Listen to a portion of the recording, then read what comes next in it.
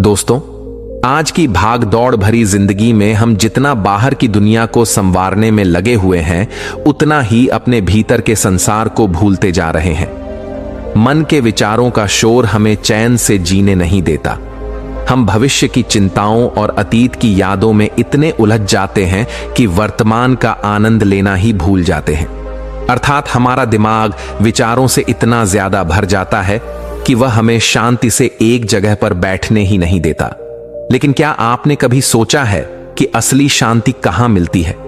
कैसे हम अपने विचारों के तूफान को शांत कर सकते हैं? तो आज के इस वीडियो में हम अपने मन के विचारों को साफ करके अपने दिमाग को किस तरीके से शांत रखा जाए, इसी के बारे में बात करने वाले हैं। दोस्तों, एक बार एक गुरु और एक शिष्य एक सुनसान जंगल से गुजर रहे थे। तभी शिष्य अपने गुरु से एक सवाल करता है कि गुरुजी, ऐसा क्या होता है कि कुछ लोगों के पास कुछ भी नहीं होता, लेकिन फिर भी वह सुखी रहते हैं और आनंद में रहते हैं, और कुछ लोगों के पास सब कुछ होते हुए भी उदासी उनके चेहरे पर साफ दिखाई देती है। गुरु ने एक मुरझाए हुए फूल की तरफ इशारा करते हुए अपने शिष्य से कहा कि यह सोचने और समझने की बात है। अगर यह फूल यह सोचेगा कि मैं कल मुरझा गया, या फिर यह सोचेगा कि मैं भविष्य में फिर से मुरझा जाऊंगा, तो यह कभी भी खुलकर पूरी तरीके से खिल नहीं पाएगा। अपने सुंदर स्वरूप में यह कभी भी वापस नहीं आ पाएगा और अपनी खुशबू इस प्रकृति में कभी भी बिखेर नहीं पाएगा। इसी प्रकार इंसान अपने अतीत की यादों में खोया रहता है या फिर अपने भविष्य की कल्पना करता रहता है। भविष्य के दुखों के बारे में सोचता रहता है, या भूत में जो उसके साथ बुरी घटनाएं घटित हुई हैं, वह उन्हीं के बारे में सोच सोचकर कि वह अपने भविष्य के लिए चिंतित होता रहता है। तो ऐसा मनुष्य जीवन में कभी भी सुख अनुभव नहीं कर सकता। यह समझने की बात होती है कि जीवन हमेशा वर्तमान में होता है। अतीत और भविष्य की कल्पनाएं हमेशा मनुष्य को मृत्यु की तरफ ले जाती हैं। इसलिए यह जरूरी हो जाता है कि जिस प्रकार हम अपने शरीर की देखभाल करते हैं, उसे बीमारियों से दूर रखने के लिए उसके अंदर से गंदगी भी साफ करते रहते हैं। ठीक उसी प्रकार समय समय पर हमें अपने मन और मस्तिष्क की भी गंदगी को साफ करते रहना चाहिए, उसकी धुलाई करते रहना चाहिए। इससे आपकी बुद्धि की क्षमता तो तेज होगी ही होगी, साथ ही साथ आप हमेशा आनंद में रहने का रहस्य भी जान पाएंगे। शिष्य ने सवाल किया कि गुरुदेव, इससे पहले कि हम मन और मस्तिष्क पर चर्चा शुरू करें, इससे पहले मैं यह जानना चाहता हूं कि जिन लोगों के पास सब कुछ होता है वह दुखी क्यों रहते हैं, और जिन लोगों के पास कुछ भी नहीं होता है वे अक्सर आनंद में क्यों होते हैं? यह रहस्य क्या है? इसके पीछे का कारण क्या हो सकता है? गुरु ने उत्तर दिया कि कुछ लोग जीवन में जब सब कुछ हासिल कर लेते हैं और सब कुछ हासिल कर लेने के बाद उन्हें सब चीजों की व्यर्थता का पता चल जाता है, ऐसे लोगों को अक्सर यह एहसास जकड़ लेता है कि मैंने जीवन में कुछ भी पाया, जो कुछ भी किया, उससे भले ही मैंने सुख सुविधाएं हासिल कर ली हों, लेकिन मन की शांति अभी भी बहुत दूर है और अधूरी भी है। उस तक मैं पहुंच नहीं पाता। सब कुछ पाकर भी मैं अपने मन को जान नहीं पाया। और जब इंसान को ऐसा लगता है तो उसे महसूस होता है कि जो कुछ भी उसने कमाया है वह कौड़ियों का भाव था। उसने अपना जीवन बेकार की चीजों में यूं ही व्यर्थ कर दिया।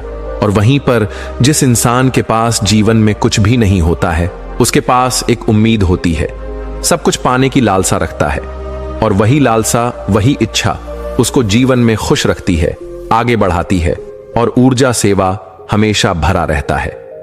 गुरु ने अपने हाथ से एक सूखे पेड़ की तरफ इशारा करते हुए कहा कि शेष से कभी तो यह पेड़ भी हरा भरा रहा होगा, फलों से लदा हुआ रहा होगा, अनेक प्रकार के पक्षी और जानवर इस पर आराम करते होंगे, इसके फलों को खाते होंगे। इस समय इस पेड़ को भी यह पता नहीं होगा कि एक दिन यह सूख जाएगा और उसकी हालत इतनी बदतर हो जाएगी कि यह किसी को छांव तक नहीं दे पाएगा, उसके ऊपर पत्ते तक नहीं रह जाएंगे। उसी प्रकार मनुष्य अपने जीवन की दौड़ में यह भूल जाता है कि जिस दौड़ में वह सबसे आगे निकलने की कोशिश कर रहा है, उसका अंतिम चरण तो मृत्यु ही है। काश वह कभी इस दौड़ से अलग हटकर यह देख पाए कि इसका अंतिम चरण उसे कहां तक पहुंचाएगा। जिस दौड़ को वह सबसे आगे निकलकर जीतने के ख्वाब देख रहा है, उसका वास्तव में अंतिम चरण मृत्यु ही है।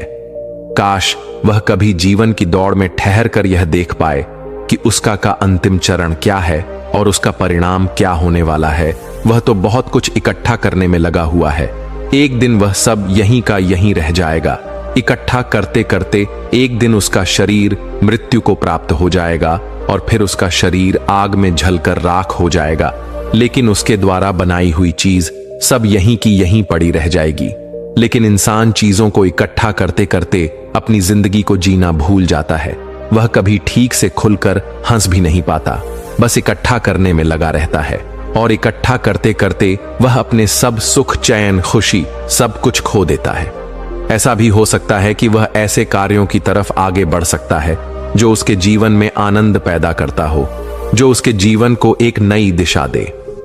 गुरु ने कहा कि एक योगी होता है जो जीवन की दौड़ में ठहर जाता है, जो यह समझ लेता है कि जीवन का अंतिम चरण तो मृत्यु ही है, इसलिए वह जीवन में सुख सुविधाएं हासिल करने के बजाय खुद के मन और मस्तिष्क को एक नए आनंद की तरफ ले जाने का प्रयास शुरू कर देता है। शिष्य ने सवाल किया कि गुरुदेव, क्या एक गृहस्थ जीवन में जीने वाला मनुष्य उच्चानंद की प्राप्ति नहीं कर सकता, और अगर कर सकता है तो किस प्रकार शुरुआत उसे करनी चाहिए? गुरु ने कहा कि बिल्कुल कर सकता है। गुरु ने उत्तेजित होकर उत्तर दिया कि अगर सभी मनुष्य उस आनंद के प्राप्त के लिए योगी बनने का निश्चय कर ले तो इससे तो प्रकृति का चलन ही रुक जाएगा, उसकी जो व्यवस्था है वह बिगड़ने लगेंगी। एक सच्चा योगी अपने जीवन में खोज करता है और खोज करने के बाद वह गृहस्थ जीवन में किस प्रकार आनंद को प्राप्त किया जा सकता है वह तरीके सभी को बताता है, ताकि मनुष्य अपने गृहस्थ जीवन का पालन करते हुए उस आनंद की प्राप्ति भी कर सके। गुरु ने उस युवक को संबोधित करते हुए उत्तर दिया कि मैंने अपने जीवन में जो खोज की है उसके अनुसार मनुष्य को समय समय पर अपने मन और मस्तिष्क की सफाई करते रहना चाहिए। मनुष्य अपने शरीर पर तो ध्यान दे लेता है, लेकिन अपने मन और मस्तिष्क को वह भूल जाता है, उस पर कभी वह ध्यान ही नहीं देता, और उसी वजह से मन और मस्तिष्क उसके बूढ़े होते चले जाते हैं। उसमें जवानी रह ही नहीं जाती, और जब उनमें जवानी नहीं रह जाती तो उनमें नयापन और ताजगी नहीं रह जाती, जिसकी वजह से एक इंसान उदासी से भर जाता है। मन और मस्तिष्क की गंदगी क्या होती है, पहले मैं तुम्हें यह बताता हूं। हर मनुष्य के जीवन में कुछ ऐसी घटनाएं घटती हैं जिनका उसके मन और मस्तिष्क पर बहुत ही गहरा असर डालती है।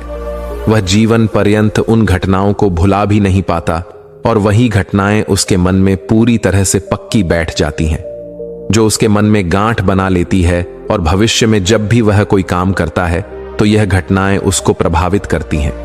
उसके विचारों को, उसके निर्णय को पूरी तरह से यह घटनाएं बदल कर रख देती हैं। ऐसे मनुष्य की दृष्टि भी भ्रमित हो जाती है, वह सत्य स्वरूप को देख ही नहीं पाता।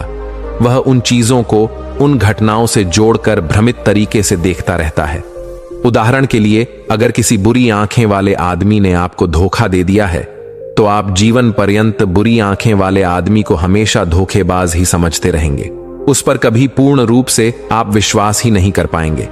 लेकिन समझने की बात यह होती है, किसी इंसान ने आपको धोखा दिया है, वो धोखा आपको बुरी आंखों से नहीं मिला, वो इंसान के स्वभाव से मिला है। लेकिन उस इंसान के स्वभाव से हमारे दिमाग में उसका एक चित्र छप गया, उसकी एक छवि बन गई, और वो छवि दूसरे आदमी से जब हम संपर्क करते हैं तो बीच में एक दीवार की तरह खड़ी हो जाती है, और इसी वजह से दो लोगों के बीच गहरे संबंध स्थापित नहीं हो पाते। तो मनुष्य के लिए सबसे जरूरी यही होता है कि वह अपने आप को अतीत की घटनाओं से मुक्त रखें। उन घटनाओं से प्रभावित होकर वह दिमाग में किसी तरह की छवि ना बनाए। कुछ लोग इस बात पर यह सवाल खड़ा कर सकते हैं कि फिर जीवन के अनुभव किस काम में आएंगे, लेकिन समझने की बात तो यह होती है कि हम जीवन के अनुभवों को भी भ्रमित तरीके से जान लेते हैं, सही तरीके से उनसे सीख ले ही नहीं पाते। शिष्य अपने गुरु की बातों में इतना खो गया कि उसे चलते चलते जंगल के रास्ते में पड़े हुए कांटे दिखाई नहीं दिए, और अचानक उसके पैर में कांटा चुभ गया। गुरु ने उसका कांटा बाहर निकालते हुए उससे पूछा, ये कांटा तुम्हारे पैर में क्यों लगा? इसके पीछे तुम किसे जिम्मेदार मानते हो? गुरु ने कहा कि तुम मुझे भी जिम्मेदार मान सकते हो, क्योंकि मैं तुम्हें यह बातें सुना रहा था। या तुम खुद को भी जिम्मेदार मान सकते हो कि तुम मेरी बातों में इतना खो गए कि तुम्हारा रास्ते पर से ध्यान ही नहीं रहा, या तुम इन पेड़ों को भी जिम्मेदार मान सकते हो जिन्होंने यह कांटे इस रास्ते पर बिछा दिए। शिष्य ने उत्तर दिया कि गुरुदेव, इसमें मैं खुद को ही जिम्मेदार मानता हूं, क्योंकि आप तो अपना काम कर रहे थे और इस पेड़ ने भी अपना काम किया, पर मैं अपना काम होश पूर्वक नहीं कर पाया। अगर मैं चलते समय ध्यान लगाए रहता, अगर मैं आपकी बातों में पूरी तरह से नहीं खो जाता, तो मुझे यह कांटा कभी नहीं लगता। इसमें पूरी तरह से ही मेरी गलती है। गुरु ने शाबाशी से अपने शिष्य की पीठ को थपथपाया और आगे कहा कि जो घटनाएं हमारे मन को प्रभावित करती हैं, जरूरी हो जाता है कि उन घटनाओं को हम किसी भी तरह अपने मन से बाहर निकाल दें, और उसके लिए सबसे सरल तरीका है कि अपनी भावनाओं को व्यक्त करना सीखो। उसे अपने दिल में, अपने मस्तिष्क में बैठाकर मत रखो। जब तुम किसी दूसरे मनुष्य के सामने अपनी भावनाओं को व्यक्त कर देते हो तो तुम्हारे मन का बोझ हल्का हो जाता है। कुछ लोगों का स्वभाव ऐसा होता है कि वह अपने मन की बात किसी को नहीं बताते। ऐसे लोग अक्सर अंदर ही अंदर दुखी होते रहते हैं, लेकिन वह अपने मन की बात किसी दूसरे आदमी को कभी नहीं बताते। उसके कुछ उलटे ऐसे लोग भी होते हैं जो अपने मन में किसी भी बात को रख नहीं पाते। उनके साथ कुछ भी अच्छा या बुरा होता है, वह अपने मन की बात अपने भावनाओं के बाद दूसरों के सामने व्यक्त कर देते हैं। और तुमने खुद महसूस किया होगा कि जो लोग अपने मन की भावनाओं को व्यक्त कर देते हैं, वह जीवन में ज्यादा आनंदित रहते हैं। कभी भी प्राकृतिक रूप से आए हुए भावनाओं को नहीं रोकना चाहिए। यहां में किसी भी भावना को दबाना नहीं चाहिए। अगर हम किसी भी भावना को रोकने की कोशिश करते हैं तो वे हमें अंदर ही अंदर खाने लग जाती हैं। गुरु ने आगे कहा कि शिष्य, अगर तुम्हारा मन किसी बुरी घटना पर रोने को हो रहा है तो चीख चीख कर रो लो, अपने आप को रोको मत। उस भावना को पूरी तरह से बाहर आने दो। अगर किसी दूसरी घटना पर तुम्हारा मन खुश होने का, आनंदित होने का हो रहा है तो पूरी तरह से नाचो गाओ, जिससे कि तुम उस भावना को बाहर निकाल सको। और जब ये भावनाओं अपनी पूरी गति के साथ बाहर आ जाती हैं तो तुम्हारा मन उन घटनाओं को पीछे छोड़ देता है, अर्थात तुम्हारा मन धीरे धीरे हल्का होने लगता है। गुरु ने शिष्य को समझाते हुए बताया कि जिस प्रकार तेज रफ्तार से चलता हुआ पानी अपने वेग से आने वाली सभी बाधाओं को तोड़ देता है, और अगर हम अपनी भावनाओं को बहने दिए तो वह उन सभी बाधाओं को तोड़ देगा, और उस बांध को तोड़ने के बाद उसका कचरा उसके मन से निकल जाएगा और उसका दूषित मन भी साफ हो जाएगा। उसके अंदर की गंदगी भी दूर हो जाएगी। अक्सर मनुष्य अपने मन में किसी घटना को दबाकर इसलिए रखता है कि वह सोचता है कि अगर सामने वाले को इस घटना के बारे में पता चल जाएगा तो वह क्या सोचेगा। इसी विचार से वह अंदर ही अंदर खुद दुखी होता रहता है और अपनी भावनाओं को दबाता रहता है, लेकिन सामने वाले को वह कुछ भी नहीं बताता। लेकिन अगर एक बार वह हिम्मत करके शुरुआत कर सकता है, अपने अंदर की बात अपने किसी करीबी मित्र को बता दे, तो उसका पूरा जीवन परिवर्तित हो सकता है, उसका जीवन सुख में बन सकता है। एक बार अगर उसके दिमाग में यह आदत बन गई तो वह जीवन भर अपनी भावनाओं को दूसरों के सामने व्यक्त करने से कभी नहीं हिचकिचाएगा। हम अपने जीवन में इस आदत को 21 दिनों में पैदा कर सकते हैं। 21 दिनों तक अगर सही तरीके से हम अभ्यास करें तो हमारा दिमाग पूरी तरह से भावनाओं से मुक्त हो सकता है। या 21 दिनों का अभ्यास इस प्रकार है। 21 दिनों तक सबसे पहली बात जो आपको याद रखनी है कि अपने मन में किसी भी बांध को दबाकर नहीं रखना है। अगर हम किसी मनुष्य के बारे में अच्छा सोचते हैं तो हम उसे व्यक्त करें, अगर बुरा भी सोचते हैं तो भी उसे व्यक्त करें। परिणाम भूल जाएं कि परिणाम क्या होंगे। सिर्फ अपने दिमाग की धुलाई करने पर विश्वास रखें, इससे आपके दिमाग में एक अद्भुत साहस फायदा होगा। गुरु ने आगे कहा कि शिष्य, जब आप किसी मनुष्य के बारे में वह सब बता पाएंगे जो आप उसके बारे में सोचते हैं, तो आप खुद सोचिए कि आपका खुद के ऊपर कितना विश्वास बढ़ जाएगा। आपके मन के सारे दोष खत्म हो जाएंगे। हो सकता है कि इसमें आपको चुनौतियों का सामना करना पड़े, लेकिन जहां पर चुनौतियां नहीं होती हैं वहीं कुछ अभ्यास भी नहीं होता है। अभ्यास हमेशा चुनौतियों से भरा होना चाहिए। इससे आप सत्य वचन बोलने का अभ्यास भी कर पाएंगे।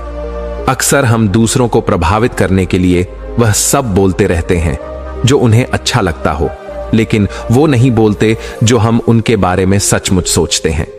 और यही हमारे सबसे बड़ी भूल हो जाती है, जिससे हमारा पूरा अस्तित्व झूठा बनकर रह जाता है। और अपनी भावनाओं को व्यक्त करते समय यह भी जरूर ध्यान रखें कि आपके अंदर जो भी भावना है उस इंसान के प्रति उठ रही है, उसके पीछे का मूलभूत कारण क्या है। उदाहरण के लिए, जब एक नौकर अपने मालिक के लिए कोई काम करता है और वह काम अच्छे से नहीं कर पाता है, तो मालिक उसे डांट फटकार देता है, जिससे उसके अंदर उसके प्रति क्रोध की भावनाएं उठने लगती है। लेकिन समझने की बात यह होती है कि मालिक तो आपको कहेगा ही, वह तो डांटेगा ही अगर आप अच्छे से काम नहीं करेंगे। अगर आप काम अच्छे से कर रहे हैं और फिर भी आपका मालिक आपके साथ उचित व्यवहार नहीं कर रहा है, तो आप खुलकर अपने मालिक को अपनी भावनाएं व्यक्त कर सकते हैं, बिना यह सोचे कि इसका परिणाम क्या होगा। अगर आप इस भावना को उठाएंगे नहीं, तो आप अपनी नजरों में खुद ही नीचे गिरने लग जाएंगे।